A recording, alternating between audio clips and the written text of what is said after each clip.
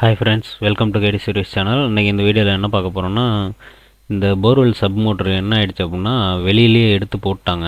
Motor வந்து use பண்ணல ரொம்ப நாளாக.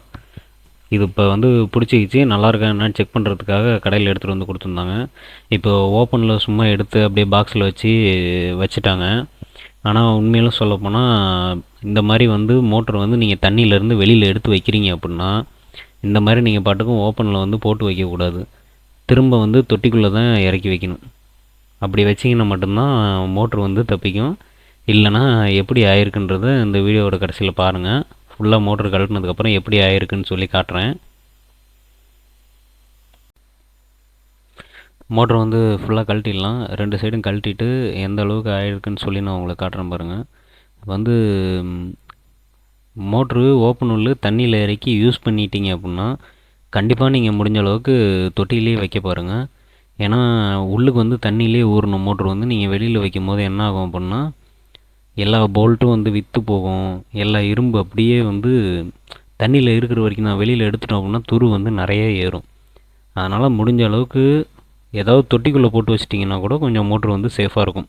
இப்போ வந்து எதுவுமே கழட்டும் போது எல்லாமே உடைய ஆரம்பிக்கும்.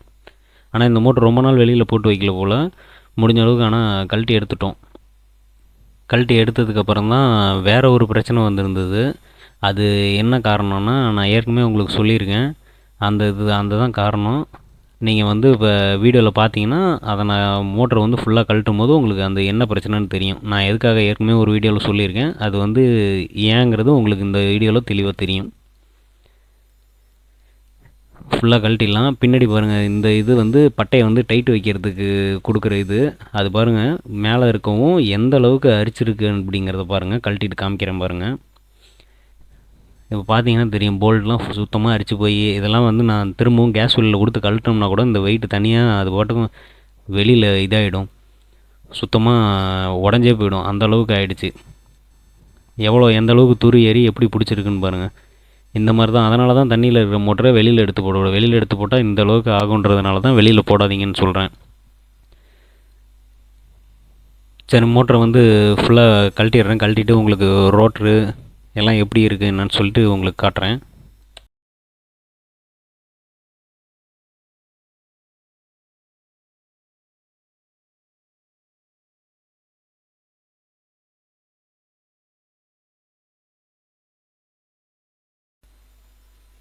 இது பார்த்தீங்கன்னா பாட்டம் வந்து பிரித்தாச்சு. இதில் பார்த்தீங்கன்னா ஃபுல்லாக ஒயிட் கலரில் இங்கே பாருங்கள். ஃபுல்லாக இது எல்லாமே என்னன்னு பார்த்தீங்கன்னா, எல்லாமே வந்து ரோட்டரில் இருக்கிற அந்த அலுமினியம் தான்.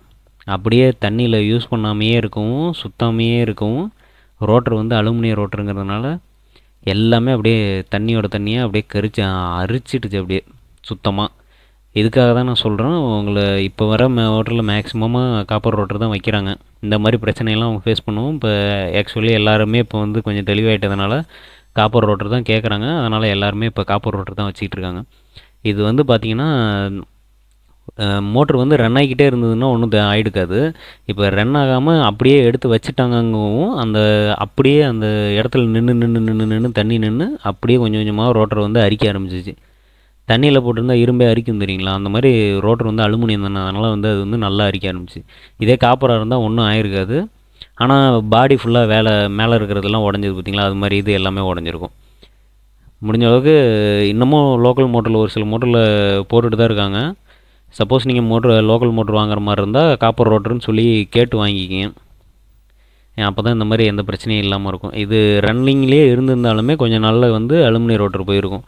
இதை நான் ஏற்கனவே ஒரு வீடியோலையும் சொல்லியிருக்கேன். அலுமினியம் ரோட்டர் வாங்காதீங்க, காப்பர் ரோட்டர் வாங்குங்கன்னு சொல்லி. இது பார்த்தீங்கன்னா ஃபுல்லாகவே எல்லாமே அடிச்சிடுச்சு. நான் ஃபுல்லாக கழட்டி அந்த ரோட்டரையும் வெளியில் உருவிட்டு உங்களுக்கு காட்டுறேன்.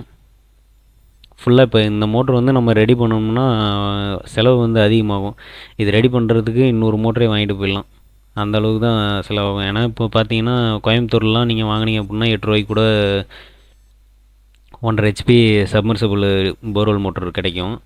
8 ரூபா 10 ரூபா அந்த ரேஞ்சிலே பேனலோடையே கிடைக்கும். அப்படி நீங்கள் கணக்கு பண்ணி பார்த்தீங்கன்னா, இது நீங்கள் வந்து ரோட்டரை அனுப்பிவிட்டோன்னு வச்சிங்களேன், ரோட்டருக்கே 3000. அது மாற்றுறதுக்கு கண்டிப்பாக 3000, எப்படி 2500 3000 கேட்டுருவாங்க.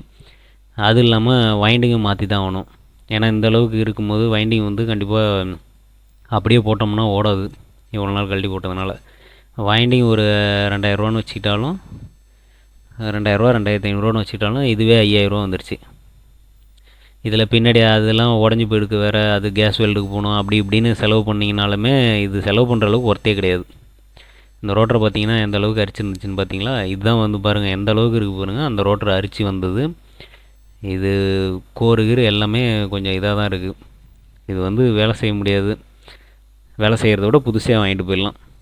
சரி, ஓகே ஃப்ரெண்ட்ஸ், இந்த வீடியோ உங்களுக்கு யூஸ்ஃபுல்லாக இருக்கும்னு நினைக்கிறேன். சரி, நெக்ஸ்ட் வீடியோவில் மீட் பண்ணுவோம் ஃப்ரெண்ட்ஸ்.